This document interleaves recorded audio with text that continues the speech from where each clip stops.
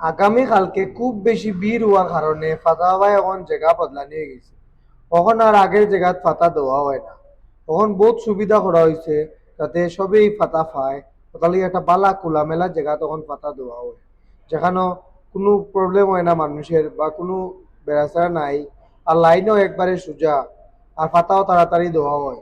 তখন আর আগের জায়গায় ফাতা দেওয়া হয় না। এই যে ভিডিও দেখা এটা হলো আগের জায়গায় ফাতা দেওয়া হয়।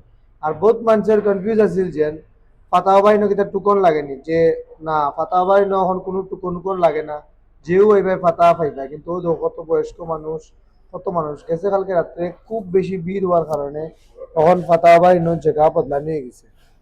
আপনার নিজেও দেখুন কত ভিড় হয়েছে গেছে কালকে। আর কত বয়স্ক বয়স্ক মানুষ, কত অসুস্থ মানুষও আইছে ফাতা বাড়ানো। কিন্তু আগামীকালকে বহুত মানুষেও ফাতা পাইছে না, মানে গেছে কালকে, সরি, গেছে কালকে বহুত মানুষেও ফাতা পাইছে না। তার লাগি এখন ফাতা হবার জায়গা বদলা নিয়েছে। তখন যেটা করা হয়েছে এটা মানে বহুত ভালো জায়গা করা হয়েছে। খোলা জায়গা, একদম লম্বা জায়গা ফিল্ডের মধ্যে, যেটা আমি নেক্সট ভিডিওতে আপনারা দেখাইব। আর সবরে অবাক হইলাম ফাতা বাড়ানো কোনো টুকন লাগে না এখন। এখন আইলেও ফাতা দেওয়া হয়।